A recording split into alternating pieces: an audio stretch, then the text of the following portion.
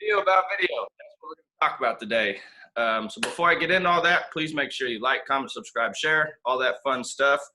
That way you're getting all this great content. But I'm going to be talking about how to make quality videos. And honestly, I could make tons of videos on this, and I probably will make more videos on video. But the three things, I'm going to go over three things today. And then the fourth one that a lot of the video gurus aren't teaching, that's not really mainstream yet. So if you want to get that insider advantage and secret, stick around to the end to see that fourth one that I've seen has been a huge pivotal role in this, that if you don't get this part right, it's kind of all for naught.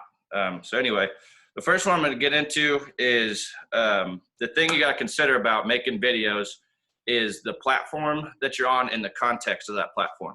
So what I mean by that is consider like your different channels that you're making videos for. So whether you're on YouTube, whether you're on Instagram, Facebook, Snapchat, emails, Twitter, what have you, the platform that you're on really makes a difference in the type of content that you're making. So like if you're making a video for your Instagram story, 7 seconds or less, kind of like the Snapchat method, same thing with your Facebook story. So those are quick hitters, real just valuable, straight to the point content. And so obviously that content is going to be a lot different than like this YouTube video that I'm making, that's really going to be more like 8 to 12 minutes, which is a deep dive. You don't need to go for 20 minutes. And I'm guilty of this. I've done some of those where I've gone way too long on YouTube and your view rate goes way down. You lose your people's attention. It's just people in today's day and age digest information faster and better, and they need it in smaller digestible chunks, not these long form content. So, I'm going to keep this to 8 to 12 minutes for that. And that's honestly like a freaking seminar when you do 8 to 12 minutes, to be completely honest with you. But the platform and the context matters. So if you're doing stories, short videos, if you're doing like Instagram reels, and even your videos like on Facebook that you post to your feed, those really should be a minute or less. There's a lot of psychology behind why those platforms only allow that, because they're helping you out for what the viewer wants to see, as far as the platform you're on and that context of like how long the content should be, how relevant, how quick to the point. So your platform you're on really determines the context of the type of content and the length of content that you're going to make. So that's your biggest one that you need to consider, is the platform that you're on. And that kind of ties into the second one, which is also your audience. Because I don't care how great your message and your content and your video is, if it's not getting out to enough people, or it doesn't match the people that you're talking to, it's missing the mark. And the biggest one that I see and I consider is like Facebook, for example. When somebody puts out the video, I'm like, well, I put it on my Facebook feed, but you only have 800 friends and only like 10% of them saw that. And so you only got like 80 views. So you really didn't get that much exposure. That's way different than if I went into, like, let's say my Wichita food and booze group that has 85,000 people in there. And even if only 10% of them see it, 8,500 people see that compared to 80. So you really got to consider the audience size that you're talking to. So the amount of people that you're talking to, and also the demographic of them and what they're there for. Because they're at that Wichita food and booze group, not for real estate stuff. So I don't make real estate content to go in there. It doesn't line up with what they're wanting from there. Same thing with on your personal page. Whenever I make videos for my personal page, I realize I'm talking to a smaller audience. It's going to be a more personal message. It's going to be more human specific, i.e. like more stuff about me personally to share with people, or just general life things, than it is all just real estate. And I've heard this before where it's like the best marketing doesn't look like marketing at all. And that's really the concept you're going for here is, if you're doing content, you want to just provide value to people in all regards, and naturally it's going to come back to you in the fact that like they know you're a realtor, they know that you're doing this stuff. Your intention is not to be a salesperson over video. Your intention is to be helpful and deliver content that's going to be valuable, whether they do business with you or not. And that just comes back to you in all kinds of ways. And so you definitely want to consider your audience size and demographic. It's definitely a key piece of like who you're talking to and how many people you're talking to. And I think the biggest thing I learned about this concept is when Gary Vaynerchuk came out with his video with the concept of 1 is greater than 0. And basically what he meant by that is sometimes we get lost in how many views, how many people we're talking to, and we think we got to have these big audiences sizes and these big reaches. And the truth is you don't. You just, honestly, you need a smaller audience size that's more relevant, more pertinent, straight to the point, niche down to what those people want. And his concept of 1 is greater than 0 is basically comes down to, like, let's say you only got 1 view on your video, and you might be thinking, oh, that's a bad video, I need to take it down. Not a lot of people saw it. But you never know the impact that 1 view could have. That 1 view could be a major real estate developer that watches your video, likes your stuff, and wants to hire you to be their listing agent of choice, because that one person watched your video, didn't get a lot of views, but they liked what they saw, and you won them over from that video, and then it keyed them into all the other videos too.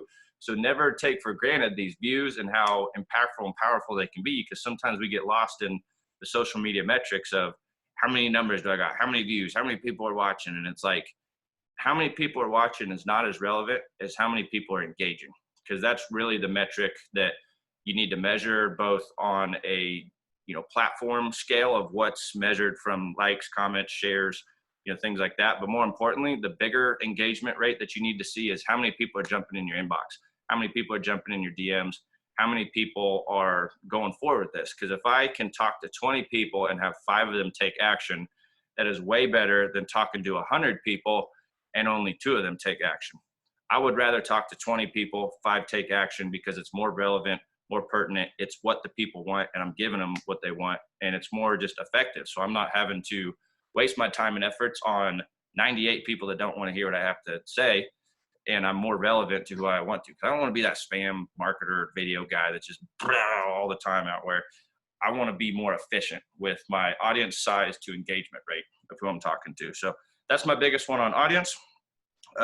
Number 3 is your messaging. So obviously you got to take into account the platform, the context, who's seeing it. But then number 3 is that message. With those first 2 things considered, your platform and context and your audience size demographic, think about how your message matches who you're talking to. Talking to a 25-year-old male is much different than talking to a 45-year-old female. And the message that you put out there and what will resonate with those 2 very different type of people is going to differ. And basically what you want to do is put messages out there, put context out there, have empathy and action to understand what they're going through, what they're dealing with, how they think, and put messages about, like, the problems they're having. One of the easiest ways to make video content for real estate is use your literal examples of the people that you're talking to, the problems they're having, the questions they're having, the situations you're going through, the case studies. Like, use real life examples. It's so easy to think about, how do I create content and a good message by just literally talking about what you're doing that's out there. Like, give these stories. People eat this stuff up. That's why there's entire TV shows around real estate, is because people love watching what real estate agents are doing.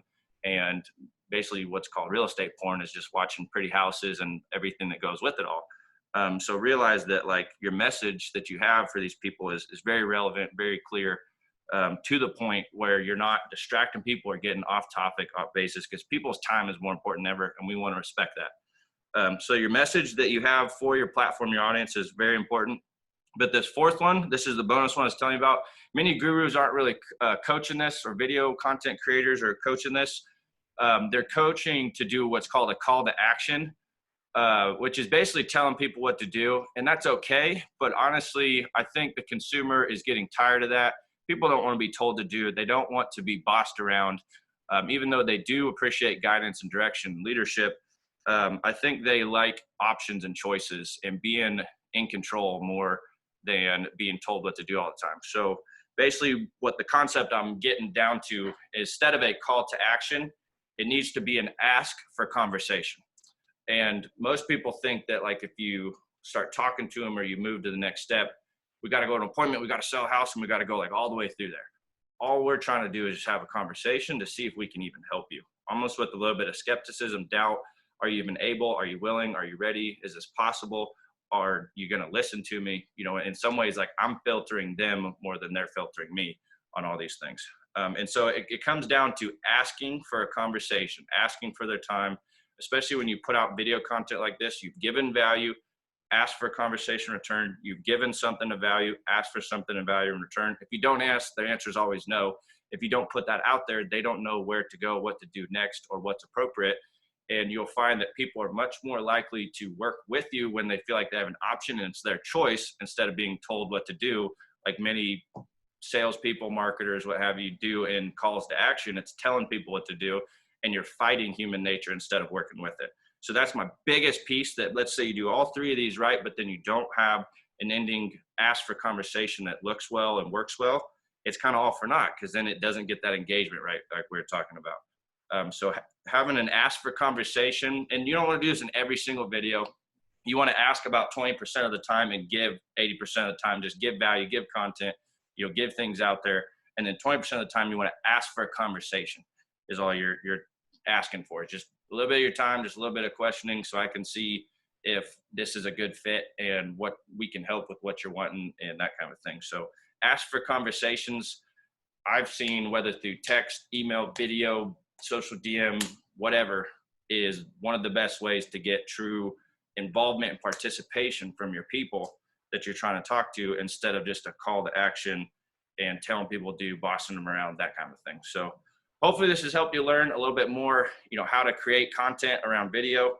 Appreciate you watching. As always, like, comment, subscribe, share, all this stuff. Really think about who you can share this with, and more importantly, go freaking apply this in your business. That's the biggest benefit I can see from this, is going and actually applying this in your business, making the industry better, and doing what we can as a whole to collectively bring this thing up. So appreciate you watching. Talk to you guys later.